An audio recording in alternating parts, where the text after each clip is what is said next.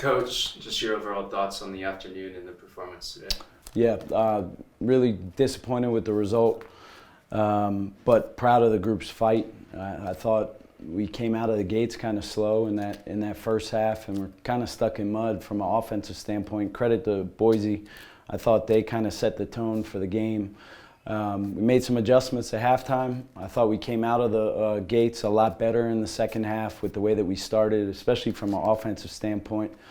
But there's a lot to take away from this game, a lot to learn from. It had an NCAA-type tournament feel to the game. They are an extremely well-coached team, a tough team, and I expect them to win a lot of games this year. But I'm proud of our team's fight. I thought there were points in that game where we could have kind of laid down and we just figured out a way to hang in there. The turnovers, the empty possessions, I thought we didn't particularly execute well late in the game. All areas that we can clean up. And then you can't put a team like that at the free throw line as much as we did, especially on the road. But overall, I think we have a high ceiling, but we need to get back to San Francisco, continue to work. You mentioned some good and some bad, 4 of 19 from 3, but you still had 4 guys in double figures. Just how do you look at that moving forward? Yeah, I mean, shooting the ball well shouldn't define what we're about. We are a team that likes to space you out and shoot threes. I thought in the second half especially, we found ways to get more penetrating cuts for scores, get some more plays kind of downhill, and play in the paint a little bit more than we did maybe in the first half. And then I thought we missed some good looks. I thought Marcus had some looks that, I'm encouraging him to shoot. Going forward. So it was kind of one of those nights from 3. I think we need to continue to catch to score when things aren't going our way from an offensive standpoint. And those are all things that we'll get better at.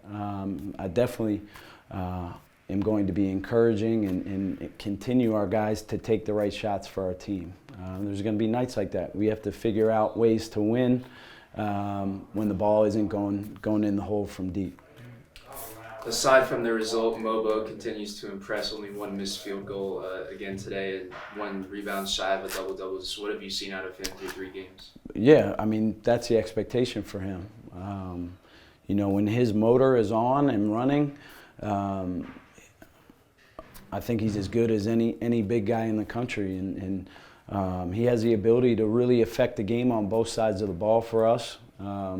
He's surprised me with his passing ability as a big guy, and you put it anywhere up around the rim and he's going to go get it from a finishing standpoint. So I still think he can get better. That's the scary part with him is I think he's just kind of figuring it out, and he needs to be a guy that we can play through from the offensive end.